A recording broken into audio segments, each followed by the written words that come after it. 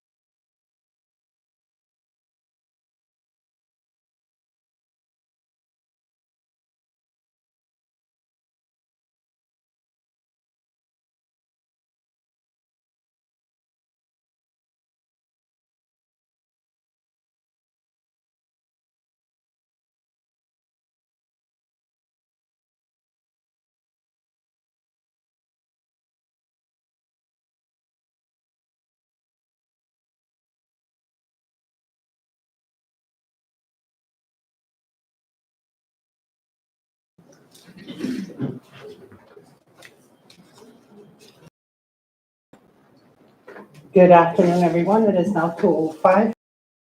Executive appointment. Government investigations will now rise to order. Honorable members of the Joint Committee, distinguished guests, and members of the public of the Second Senatorial District.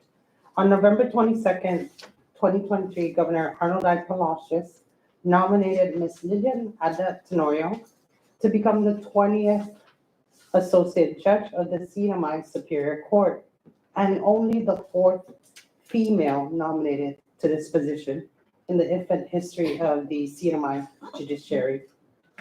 The role of an associate judge is multifaceted and plays a significant part in upholding the rule of law by adjudicating matters fairly, supporting Superior Court judges, and contributing to the efficient and accessible functioning of the court system. They help ensure that the law is applied consistently, justly, and transparently. And it is in this spirit that we felt it necessary to bring these public hearings to all 3 main islands of the CNMI, Saipan, Tinian, and Rota, to provide an opportunity for the community to voice their sentiments with respect to Ms. Tenorio's character and fitness to serve in the capacity she was nominated to. And we thank Ms. Tenorio for taking the opportunity to be here physically and to be heard and by the residents of the Second Senatorial District. The EAGI Committee has the important responsibility of considering the qualifications and suitability of Ms. Lillian Tenorio to uphold the principles of justice and fairness in our Commonwealth.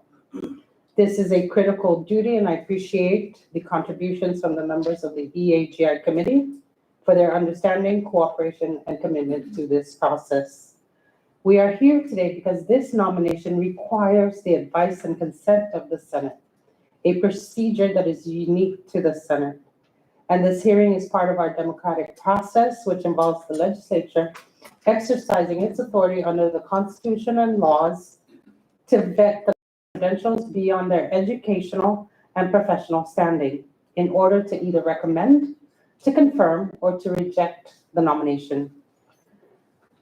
The committee will now begin its consideration of the nomination of incumbent Deputy Attorney General Ms. Lilian Ada Tenorio, and I invite the Special Assistant for the Administration, Mr. Oscar Babauta, to formally introduce the nominee to the EAGI committee. Mr. Babauta, you may proceed when you are ready. Good afternoon, Madam Chair, Senator Dama, Senator Karina, esteemed members of the EAGI committee, and as well as your staff who have traveled from our island Saipan to be part of this hearing. My name is Oscar M. Babauta, the Special Assistant for the Administration of Honorable Governor Arnold I. Palacios and that of Lieutenant Governor David Mundo Apatan. I'm more than elated today to be part of this public hearing in consideration of the governor's nominee for the judicial branch. And I couldn't even fathom enough to find words to express mine personally and that of the administration's appointment of Ms. Lilian Ada Tenorio. I am here to formally introduce the administration's nominee for the positions of the Associate Judge of our Semi-Superior Court. And I must say, I congratulate both the Governor and Lieutenant Governor for the abilities and capabilities of our younger generation, primarily with women who are to be empowered with anything that is available to them. And that would also include the nominee's impeccable record. It's been serving our Commonwealth in various ways.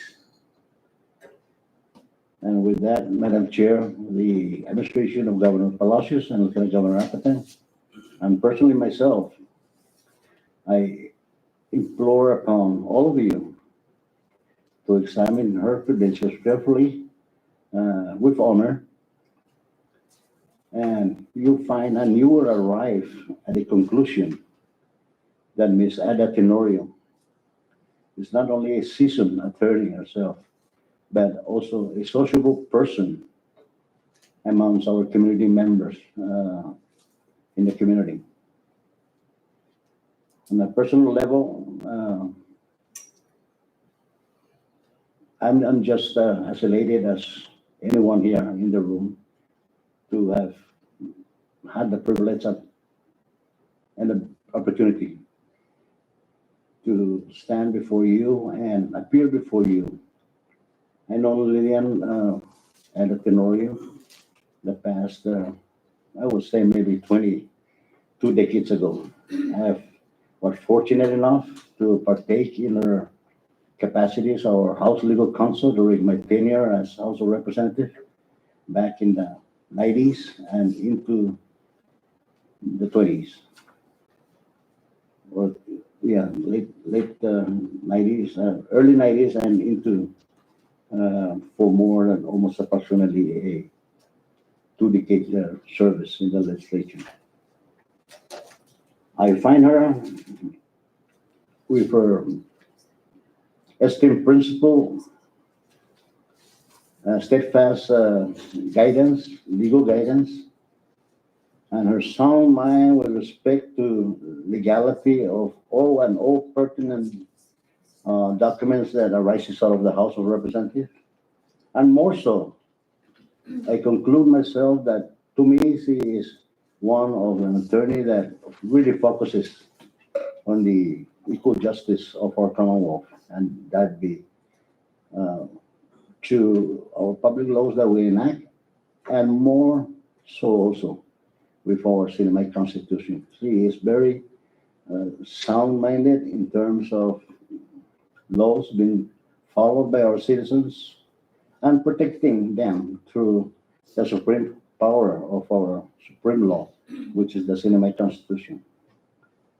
I can never even arrive at a point where, to the point where I can say that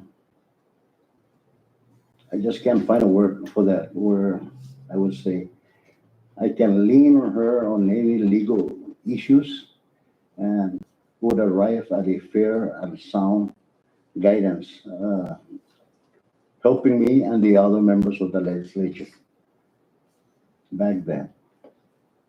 Thus, that's the reason why a lot of my laws or policies that I introduced in the House of Representatives became law as a result of her being part of those guidance. And I appreciate her diligence in making sure that what I'm trying to do for my community and constituents are equally spread out fairly, so to speak.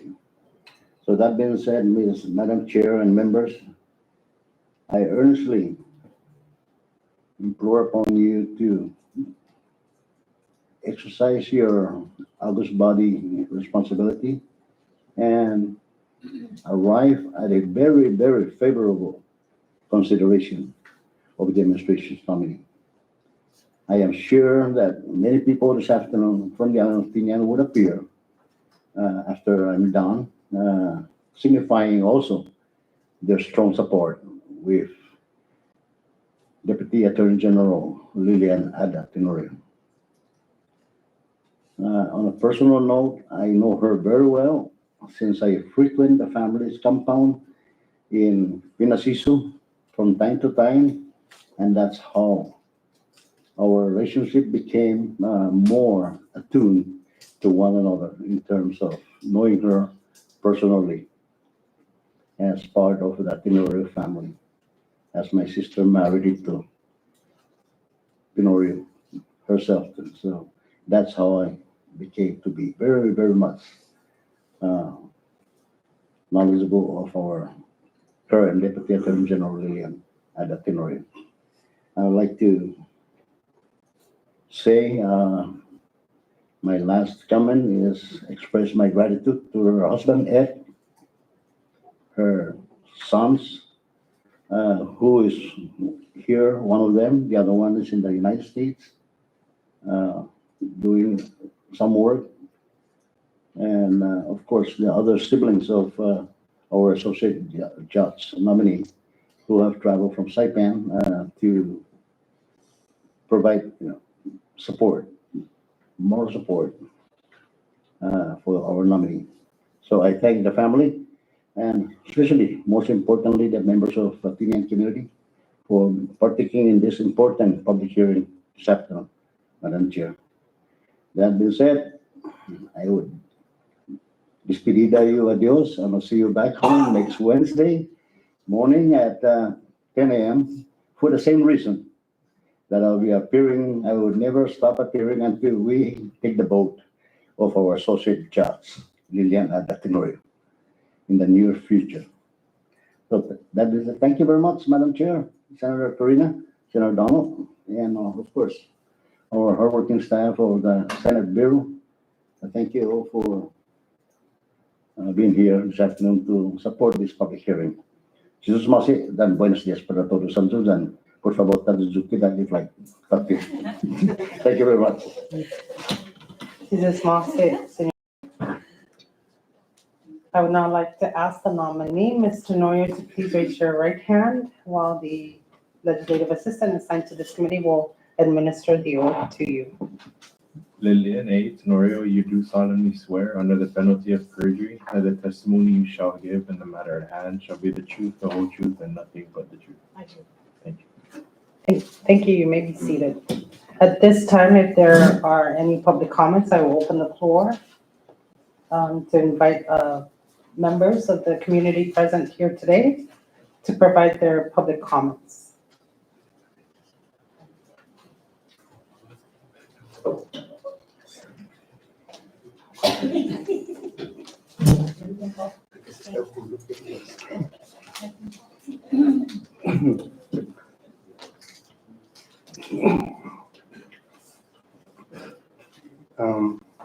Kapag tinuod ng studies,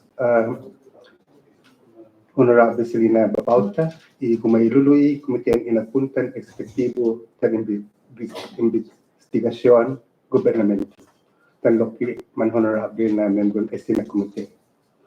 Guaho si Senyor Arsenio Borja, gumagay gizo guni kumusulidanin Estina Islang Tinian.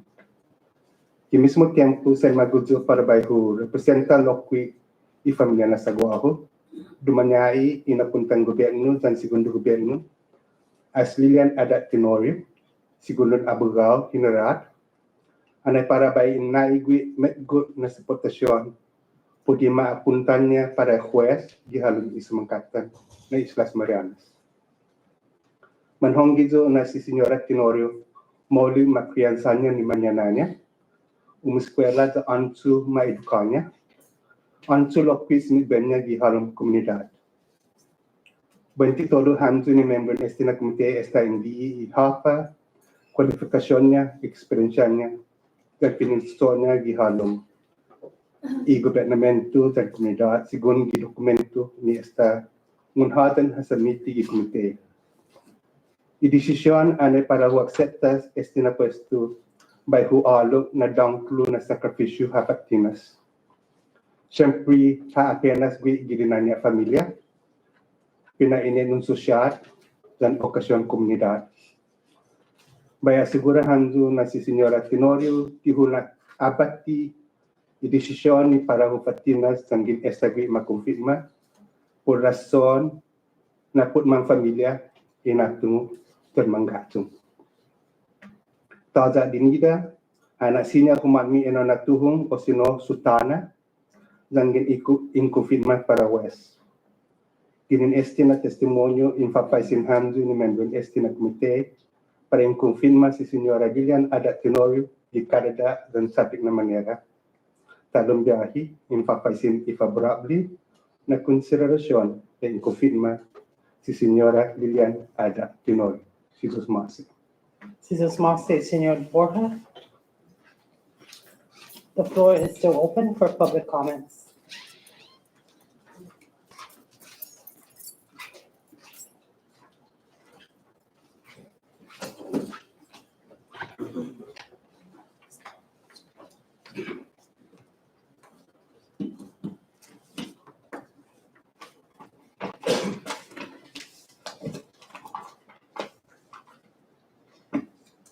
Buenas para todos y honorable na membro Estina Comité, si Señora Senator Babauta, Chair, Senator Macofnia, dan si Magnolia. Inaano si Lucia Blanco Marapita. Gaigozo vini para bay ofreci inasoko dan isenti Lucia Podesti resulta no nominee Governor Arnold Palacios as Lilian Adat Tenorio. By Fino English Pago, anong say dessert.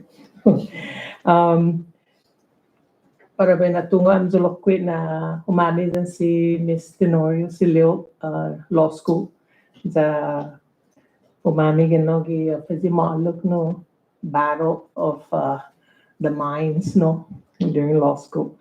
So I've known Miss Tenorio personally and professionally for about 30 years. Can you believe that? Beginning with our journey as law students at the University of New Mexico School of Law and later as attorneys in the Commonwealth. Even in those early days as law students, Leo has always had a keen knowledge of the many issues we had to discuss, but especially in areas dealing with constitutional law. She approached the particular issue in a very thorough manner and with great precision into the crux of whatever was being debated.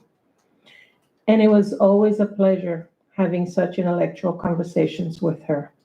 Even if we disagreed on an issue, the discussions were always dignified. And I expect that that same thread will continue on through as the next judge. But aside from intelligence and keen knowledge of the legal issue at hand, a judge should also possess important qualities such as independence, impartiality, and the proper judicial temperament, qualities that Ms. Tenorio possesses. Now, Ms. Tenorio has had many years of experience dealing with issues that require such independence of thought and in exercising the ability to rise above the fray. Her particular background serving as counsel for the legislature is one example of her ability to remain focused on the issue. An example, legislation drafting and the enactment process, all in the midst of its innate partisanship environment. And she handled that nature with aplomb, I might add. I have no doubt that Ms. Tenorio will exercise independence in judgment, ensuring the independence of the judicial system and the great responsibility she and the system has as the impartial arbiter in service for the public. So I have great confidence in Governor Palacios' selection and nomination of Ms. Lillian A. Tenorio as the next judge of the Sinai Superior Court. She possesses the qualifications and attributes to make a fair, impartial, and competent adjudication of matters that come before her as an arbiter. Thank you for this opportunity to share with your committee my observations, views, and comments in support of Ms. Lillian A. Tenorio as the next judge of the Commonwealth Superior Court. Thank you very much. Have a great afternoon. Thank you, Ms. Blanco Maritita. The floor is still open for public comments.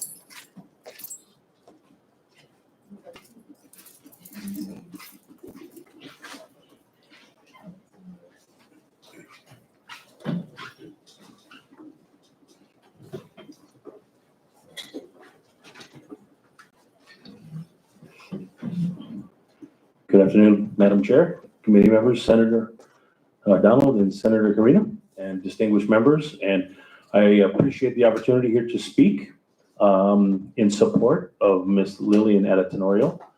I'm a personal friend of the families. I've known them for approximately 8 years, and I know the family quite well, spent a lot of time over at their compound. One thing I do want to say is that Ms. A. Tenorio, from what I know of her and the relationship that I had with her, she's just a very strong, competent, wonderful woman. I know she's very intelligent. I've had some dealings with her in regards to some of the LSRs. She was very patient with me, took time to educate us all on the law. So I know she's very competent with that. And one of the most important qualities I think a judge should have is character. And Ms. Lillian A. Tenorio does possess excellent character. So I'd like to speak on behalf of that. I'd like to thank the committee and for this public hearing, the opportunity to speak. And I just humbly support Ms. A. Tenorio in her nomination to be judge. Thank you. Oh, my name was Mario Valentino, for the record. Missed that part.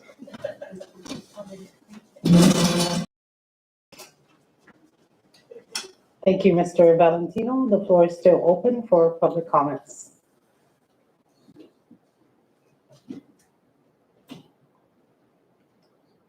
If there are no further public comments, I will close that portion. And we will proceed now. And Ms. Tenorio, I would like to give you the opportunity to address the committee and the public with your opening remarks, if you have any. You may begin. Thank you. Good afternoon, and to you, Madam Chair Babalza, and members of the Committee on Executive Appointments and Government Investigations, Senator Manglonia and Senator Magofnia. I want to thank the people of Tinian. I haven't been here for a while, but you have all been very gracious and very kind to me. And I appreciate those who have come here to testify in favor and in support of my nomination. And I thank Mayor Edwin and his representative for saying such kind words. Senator San Nicolas, if I recall who he is, I do know who Senator San Nicolas from way back when. Thank you so much for remembering my work as an employee of the legislature, both as House Legal Counsel and much earlier as a legislative assistant. So I'm really, really happy. Mario, thank you so much for your kind words. I know you spent a great deal of time more here on Tinian than on Saipan. We miss you on Saipan. I also want to thank my Ada Hokuk family, Arsene and Diane, who are here. Thank you so much for coming out today and to testify at this hearing. Your support means a great deal to me. And to the committee, I want to thank you for considering my nomination as Associate Judge for the Superior Court and for this hearing. As the chairwoman pointed out, your committee, the Senate, plays an important role in the constitutional process. And I appreciate the attention and diligence that you and the committee have given to my nomination. I am humbled and honored by the confidence that Governor Palacios and Lieutenant Governor Apatang have placed in me. And I have taken serious consideration of this calling to a new role in government that will change my life, both professionally and personally, if I am confirmed by the Senate. I am prepared to make that sacrifice to ensure that my service as an associate judge will maintain confidence in the impartiality and fairness of the judicial branch, to uphold the rule of law, and to ensure equal access to justice. I have called the Northern Mariana Islands my home all my life, as did my parents and generations before them. Both my parents, Francisco Castro Ada and Inez Semen Ada, were school teachers during the Trust Territory. Early on, they taught me and my siblings the values of good citizenship, respect of others, and the lesson that there is no substitute for hard work, both personally and professionally. It was my father's dedication to public service and my mother's unwavering influence on the importance of constant learning that steered us to pursue higher education and careers in public service. As a little girl, I still remember my father giving us home lessons on history and civics. I remember his love of reading and gathering information. And I remember, most importantly, his lifelong service to the people of the Commonwealth. Be happy in your work, he would often tell us. Carry on the good work, as he taught us to be good citizens, to live with dignity and honor. My mother, who was part Japanese, Rafalawash, and Chamorro, raised us in a way that reflected the diversity of her heritage. My mother taught us the importance of having a curious mind to explore the wonders of life and the world, and not to be afraid to step out of your comfort zone, especially out of your comfort zone to do good. Growing up, she managed to gather for us 3 sets of encyclopedias, including one devoted to science. And she would remind us, no matter your gender, you can succeed in anything that you put your mind to. I pause to remember my mom's lasting lesson for me. Don't forget to thank God for his blessings.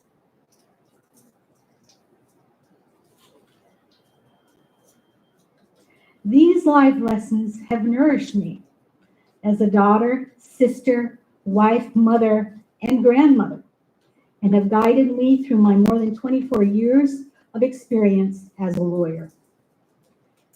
Now, I know that the special assistant had mentioned there are family members who are here, and I want to acknowledge them. My sister Eloise, my brother Frank, and they represent the six siblings.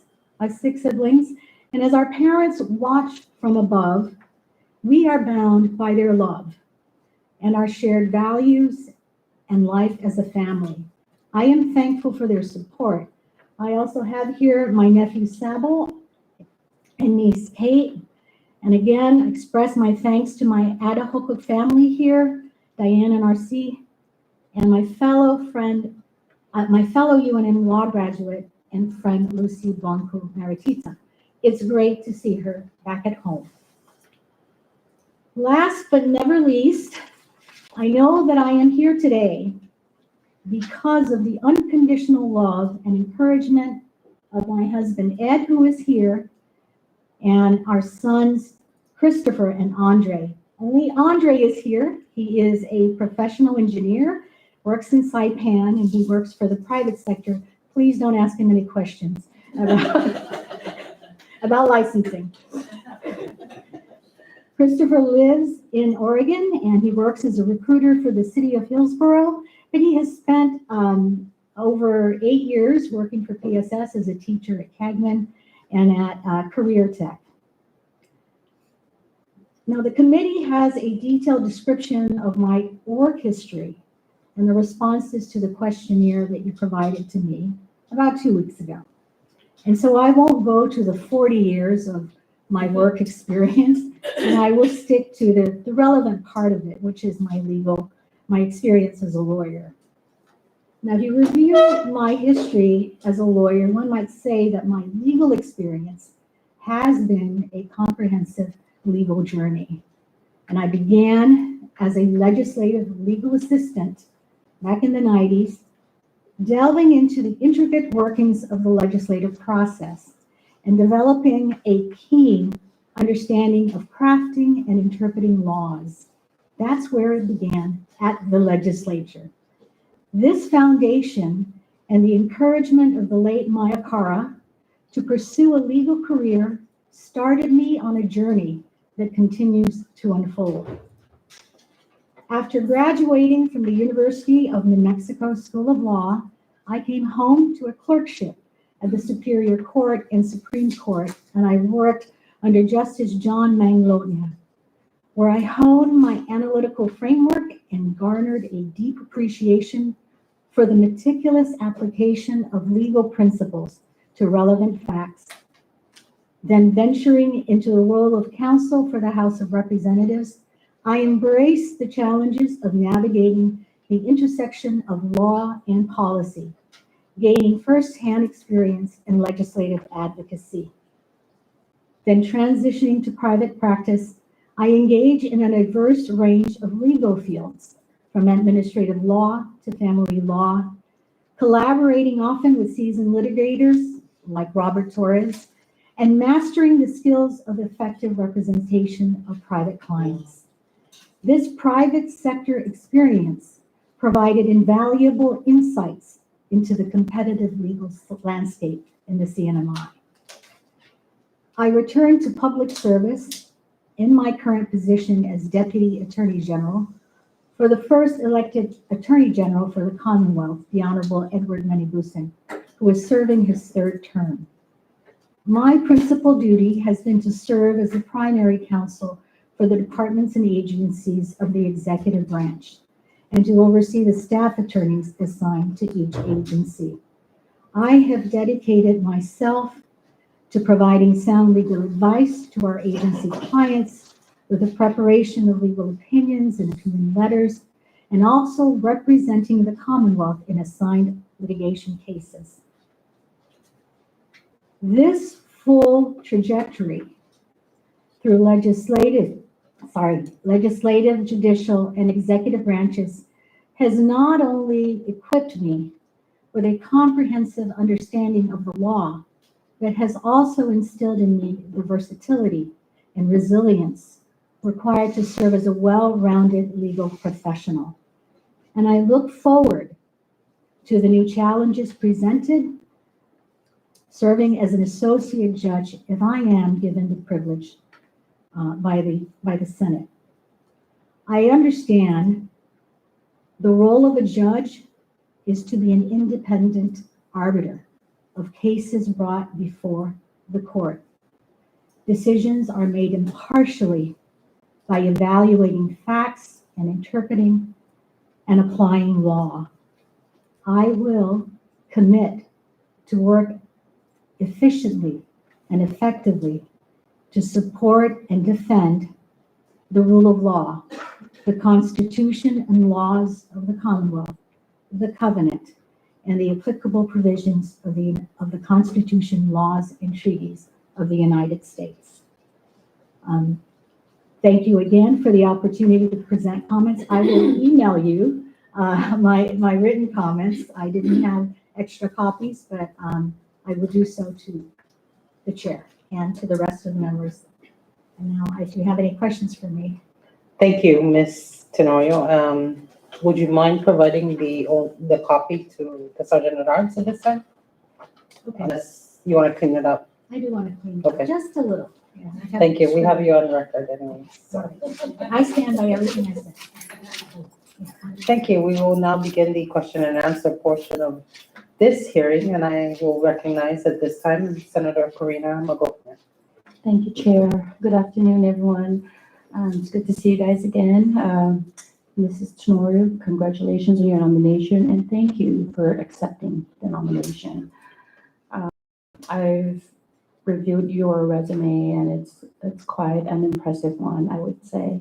If I say so myself, and so I don't have any particular questions with regards to your professional experiences and your education, as your credential speaks for itself. And so, in my personal opinion, I believe you are well qualified for the position that you are being nominated for. What I would like to ask of you is, should you be confirmed, and I believe your friend, Ms. Blanco Maritita, kind of touched on it when she provided her testimony. What do you believe are the most important qualities that a judge should possess, and how do you embody those qualities? I think she mentioned a couple, several. And I have to say the one that strikes out is independence.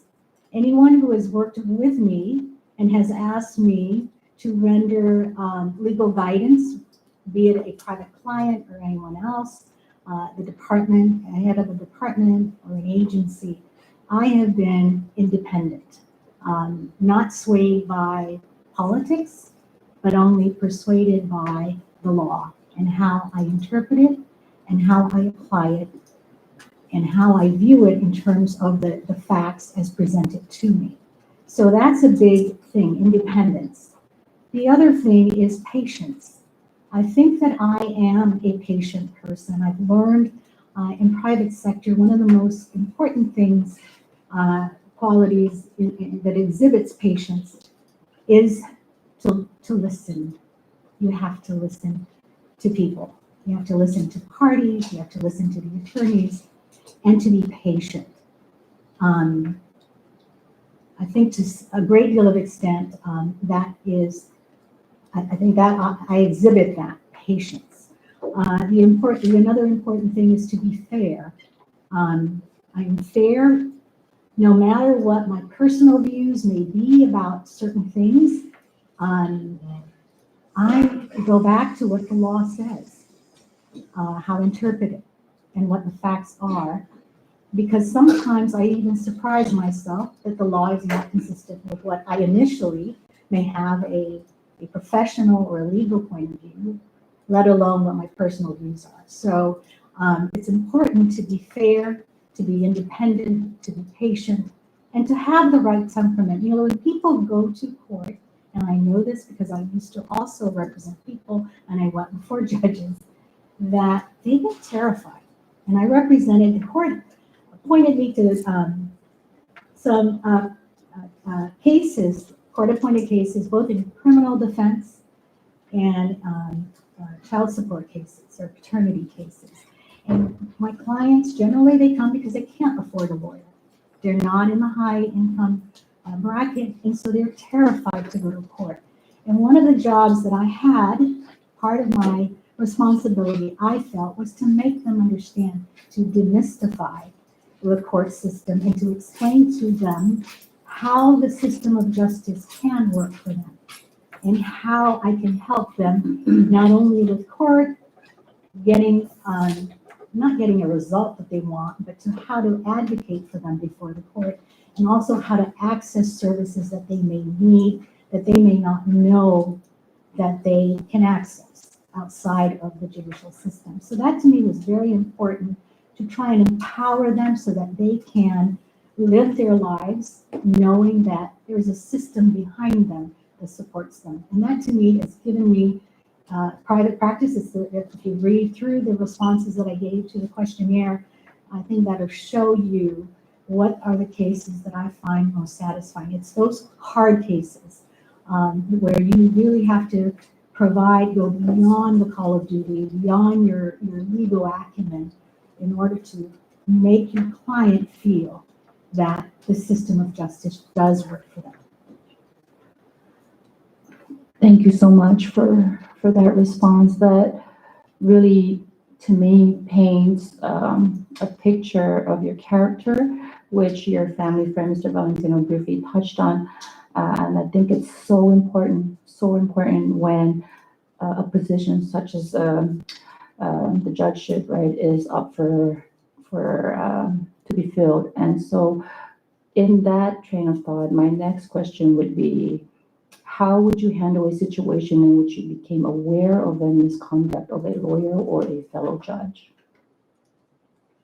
I think there are steps, there are rules, there are procedures should that happen. And I would follow the traditional rules of reviewing what the law says, reviewing what I know what are the facts, and following the rules with respect to an attorney who comports himself or that I have learned has engaged in misconduct, and the same thing with the judge. There are rules to apply when you become aware of it. If it's in the courtroom, there's obviously a judge, as you know, has to control their own courtroom and make sure that that the adjudication of matters proceeds in a civil manner, and any engagement of counsel in misconduct will be dealt with. But in those cases, when that and other cases, it's really important to look at what the relevant rules are and the procedures and to follow it.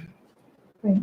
Thank you so much for that response. And last, I just would like to kind of pick on your brains and ask or gauge your philosophy on recusal, especially in situations in which legislators, current or former associates, are to appear before you, should you become the judge. Thank you. I think one of the hallmarks or the guiding principle of being a judge to remember most of all is to maintain the integrity and confidence of people in the judicial system that they will deal with matters impartially and fairly. So in reviewing recusal, it's important, of course, again, to follow the rules. There are rules of procedure by statute that calls for disqualification, outright disqualification, and especially, and even it allows for appearance of impropriety. I take that very seriously, and I will follow those rules. Those are judicial conduct, the canons of judicial conduct, as well as what's provided from the statute. They're the same. And so that's what I would do. But I am very mindful of that we have an obligation as judges to ensure that the public has confidence, has faith in us, that we are independent, impartial, and fair arbiters of matters that come before us. Thank you so much. I asked that because I know, the CNMI is quite small, right? And almost guarantee one way or another we are related, right? And so that's kind of where I was sitting with that question. But thank you so much for your response. And with that, I yield, Madam Chair. Thank you. Thank you, Senator Magofnia. I now recognize Senator Donald Magnolia. Thank you, Chair, and good afternoon. Ms. Lillian. I understand that we're gonna go through his EAGI hearings in the other two islands, so I'll try to kind of divvy that up between the three islands. And so I guess I just wanted to start off today with just getting to understand a little more of your philosophy. And so my first question would be, what do you feel is an appropriate demeanor as a judge or for a judge? I think that a judge has to make sure that how they comport themselves is consistent with what the independence and independence, impartiality of the judiciary, and go back to that because that's really what it should be. It's not just professionally, but it's also personally, and that's why I mentioned about the sacrifice that one makes when they become a judge. It is sort of, you remove yourself from the many great things that you love to do socially, and so that you comport yourself in a way that's dignified and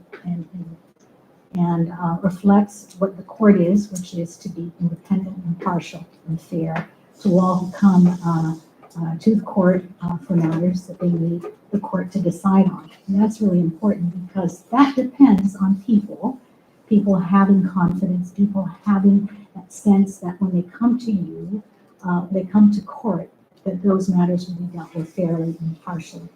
And so that reflection, what you do personally, reflects on the court. And we know that has happened, it happens, and that we want to make sure that whatever I do, should I be confirmed, that I comport myself accordingly. And so this would be, and this is something that you would even apply on a 24/7 basis to include your daily life outside the court. Yes, I mean, yeah. And is that something yes. that I'm you're willing ready to do? for? And that's why I talk about sacrifice. I thought hard about it. You know, I'm going to miss being part of the Attorney General's office, but once that, should I be confirmed, that door is closed, I have to observe a whole new set of rules for myself as a judge. So I am willing and accepted that if confirmed, I commit myself to doing just that. Thank you for that. How do you stay informed about changes in law or judicial precedents? You read them. Without having to, I mean, you know, there are certain statutes or certain legislations that get published. There are certain ones that go to the AD's office requesting for comments. But how would you stay informed about everything that's going on with it? As I've done in my work throughout my legal career, there's a great website called the CNMIlaw.org that the Law Revision puts out, and that's one way that I know how my way around that is to search statutes, I know how to search the opinions of the Supreme Court, and you know, I pay attention to what's in the newspaper. I do read the news. I pay attention to what comes out of the Supreme Court, especially, and to see how decisions may be made by Superior Court judges. So I do keep myself informed regularly through newspaper, through the website. I have access to Westlaw currently. Research online is especially important. If you go on Google, you can search. You have access to even more sources of information, legal information. So yes, I do keep myself informed with what's going on. And for CNMI Law, CNMIlaw.org is my go-to. It's hard to, I learned that early on, so it's hard to break me out of that habit. So I know my way around researching how to update the statutes. Sometimes the commission is a little behind on updating, but I do go to the CNMI legislature website, which I hope that you always, maintain regularly and update regularly. There was a few years back when it wasn't, so I was disappointed. Thank you. What is your philosophy on judicial activism? And what efforts or what effects should judges have in setting or promoting public policy? That's an interesting question. I've been in politics. I've been an advocate. For most of my, for all of my 24 years of plus of being in legal practice, except for probably the 2 years that I spent as a law clerk. I think it's important to remember that, especially if you're deciding there's a matter before you, and there are questions, unresolved issues that are making their way through the court, that it's important to take note of that and not to cast anything that would question your impartiality or ability to decide those kinds of cases. So I think it's important to kind of be mindful to gauge what's making its way around. But there are some policy issues perhaps that the judiciary or the judges or justices may want to, if they're just general, they're not, favoring things one way or another, but you really want to try to stay out of those. Only perhaps if they affect the administration of justice, that you may want to opine your opinion on that. But you want to be able to, as a judge, not to have your words be used against you the next time a case comes up.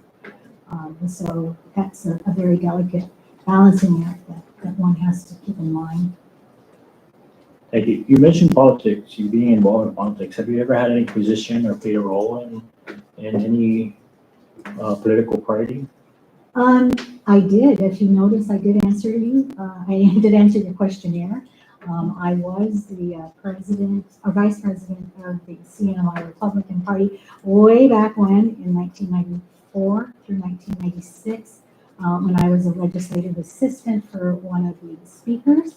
And I was asked to be vice president, and I became vice president. Before I became a lawyer. Okay, thank you for that. Did you sought out this judgeship? I didn't campaign for it. I didn't go, hey, Governor, here I am. He came to me and asked me whether I would like to. Actually, he didn't even ask me. He says, I am going to appoint you. And I said, let me think about it. But no, I did not actively seek it out. He did discuss with me when the vacancies became. There were two actually in the beginning, right? Back in August, when he got there was a visit with the presiding judge and the chief justice, and so he mentioned that to me. But it was at that time, it wasn't. He didn't have any inclination either way. It wasn't until later that he said, "I want to appoint you." Okay. Thank you. Thank you for your honest answers. Did you want me to ask the easy subpoena question now, or save that? I'll save that for some other time. Well, no, I do want to say that in my capacity as deputy AG, I did testify before the other committee, the Committee on Judiciary, Government, and Law, back in September in support of that bill. I came there on behalf of the Attorney General, and so he's also written comments recently to the Senate about the AGID bill, the subpoena bill. And the only thing I will say to you is that, when an issue comes up about any power that the AG may have, whatever it is, that I will do what it's required to do, which is to take a look at the law that's in effect at the time the matter comes up, review it. If it's something that I've been involved in, I will certainly take a look at the recusal process.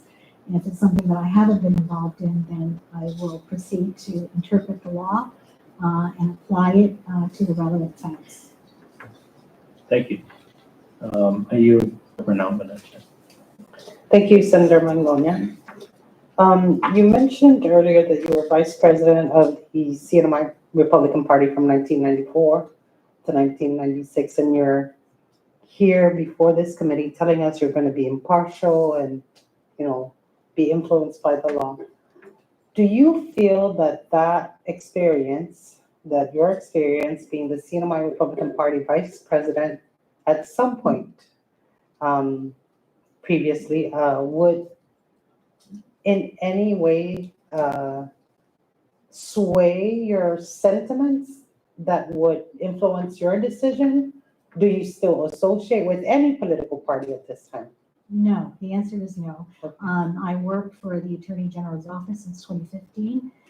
His office is a nonpartisan office, so I take seriously that it is a nonpartisan office, and I'm not engaged in any partisan politics or partisan party activities. At one point, there are 2 elections in which I have general elections and an off-season election where I have gone to the polls on Tinian, and in 2016 and in Rhoda in 2018, where I was an observer to make sure that there were no questions, that, any question to answer any questions that voters may have, or the election commission may have in the conduct of that election. So that was a while back. That was Yes. a long time ago. But no, I understand. I have the ability, confidence in me and my integrity to do my role and to perform my role as a fair and impartial judge if ever an issue comes up that may touch on something on partisan politics, but I do not, my allegiance is to the rule of law. And that is my allegiance. Thank you. And I just have one question to close this up, unless there are other clarifying questions from the other members. But as Senator Donald mentioned, and as I have opened up this hearing this afternoon, we will be conducting further hearings in Saipan and Rhoda. And so we will be able to ask deeper questions in depth during those minutes when we conduct those hearings in the respective municipalities. But one of the last questions I have is, one of the most difficult things to do is to examine one's own paradigm. So I'd like you to please answer the question, who, I am Lillian Tenorio. aside from I am a lawyer. what is stated in your Yes. Oh, sorry. resume, Were you done? who I am didn't- I? No, I enjoyed this conversation, but putting your resume aside, we want to get to know who you are for those who don't know you on a personal level, or even as an associate. Who am I? That speaks to your character, that speaks to your beliefs, your theories. Please answer the question. I am Lillian Semen Ada Tenorio. I was a daughter, but I am a sister, a wife, a mother and grandmother. I was born and raised in the Northern Mariana Islands. I am an island person, and I love my country. And I will do what I can in whatever role that I am given, whatever responsibility that I have to carry out, to uphold freedom and democracy, and to make sure that marginalized people, be they be poor, young, or women without means, that I do what I can to help them and support them in whatever I can.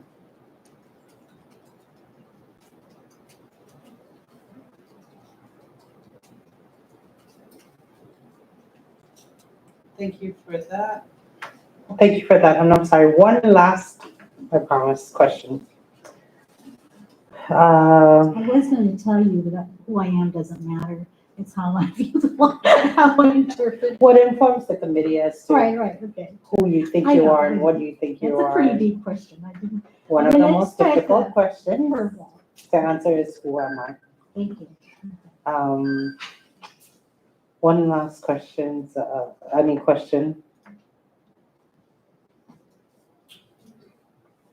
I can find it.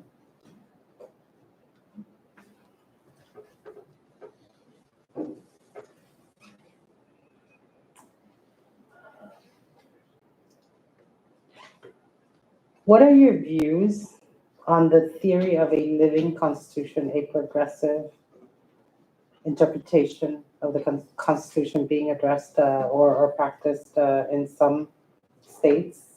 And I just wanted to see from your perspective, you know, the needs of the people and the islands change, and how we address or the matters before the Commonwealth change and its people.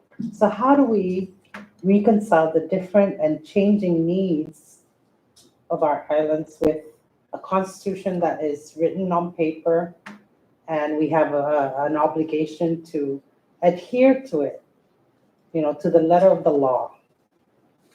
When it conflicts, how do you reconcile that with a growing and changing need for our people and our Commonwealth? There is a process that's provided for in the Constitution to amend it. I think that if you look at the history of the United States Constitution, I mean, there are several amendments, right? Sure. And there were several amendments to our Constitution. So there is a process that calls for when the people, it's the electorate, it's the people that gets to decide. Ultimately, when you have a legislative initiative, for instance, that still requires the people to approve it. So there's a process for it. Follow that process. Thank you. So what you're saying today is to adhere to the rule of law based on what is strictly written and. Are you trying to find out if I'm an originalist or? Trying to get to know you. Or liberal, you know. Why don't you ask me who I admire? Then you can have a clue. I have no further questions for today. We will take you up on further questions when we get to SICAM next week, recognizing Sandra Magovnia.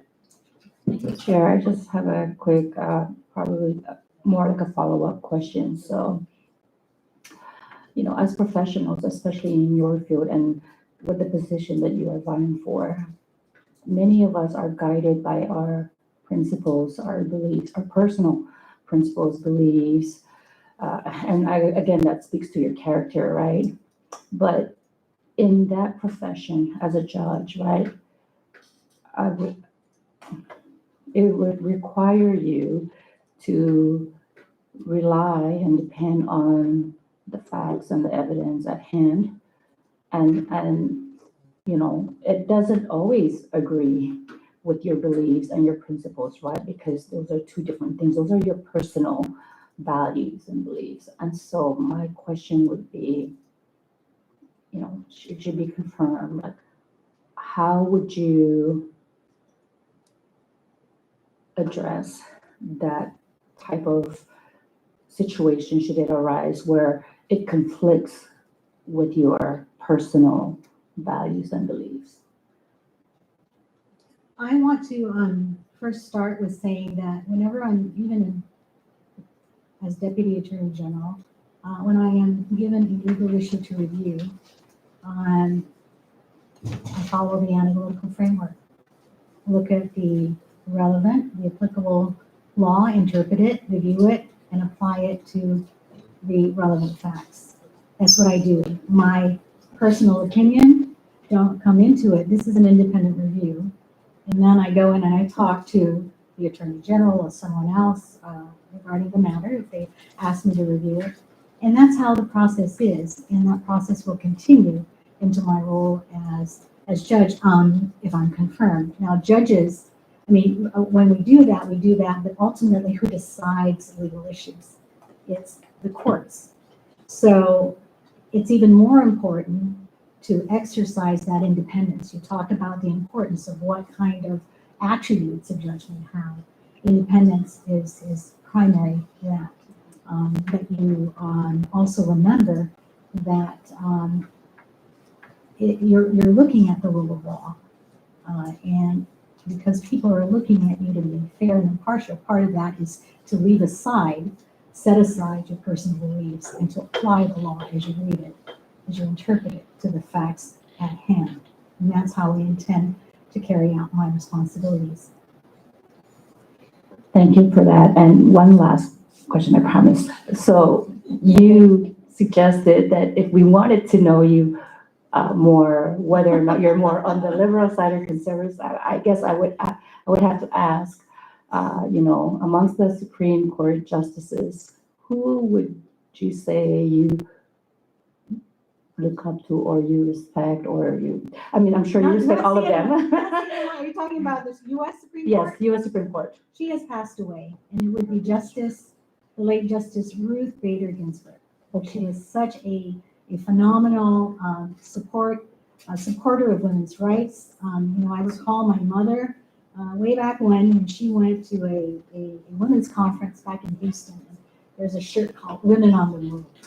And I wore that shirt till it was impossible to wear, until it was all tattered. So yes, it's the late Justice, the great Ruth Bader Ginsburg. And Sotomayor? I'm just kidding. That's it, I promise. Thank you. Thank you, Chair. You already mentioned somebody's name. Thank you. I don't think the committee has any further questions for you today here in Tinian. So you are hereby excused. Thank you. Thank you so much.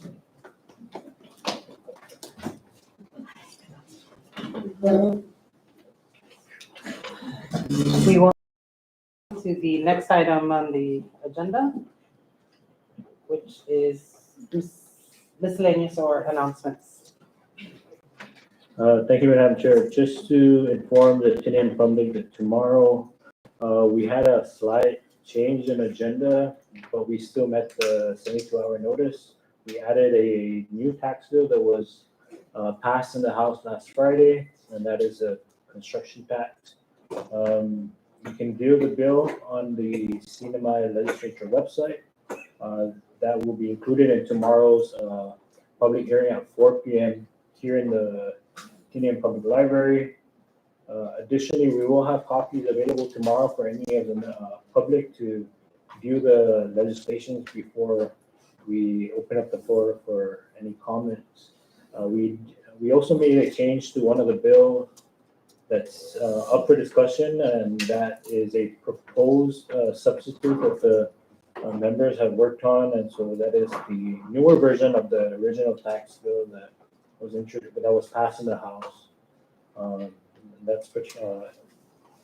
That is the tobacco tax, which is, I know, very contentious subject, and so again, we will be meeting here at 4 p.m. tomorrow.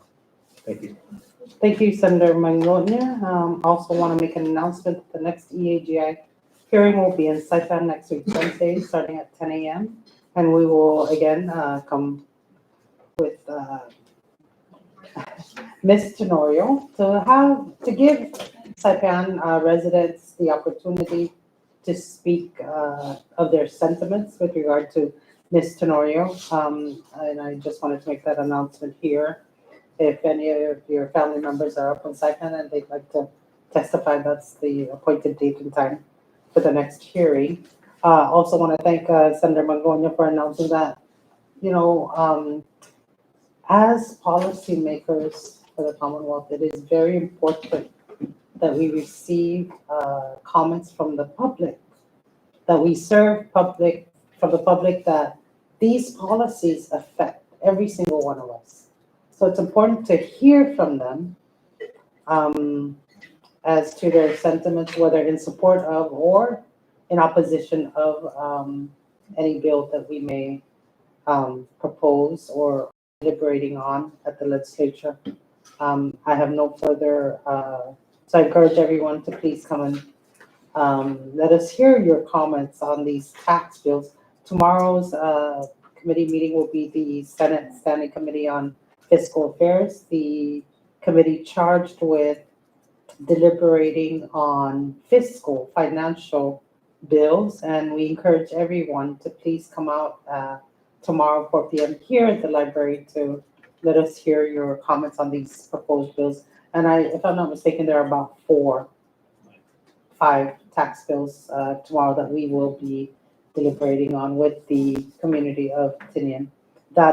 Those same 5 bills, we will also take up on a public hearing in Rhoda at a later date, and also in Saipan. So I encourage everyone to attend that. I have no further announcements. We will now move on to please to adjourn today's public hearing. I move to adjourn today's committee meeting subject to your call. Second. Thank you. Motion has been made to adjourn today's meeting and it has been seconded. Are there any objections to the motion? There being none, the motion is hereby adopted. We are now adjourned. It is 3:12 p.m. Thank you.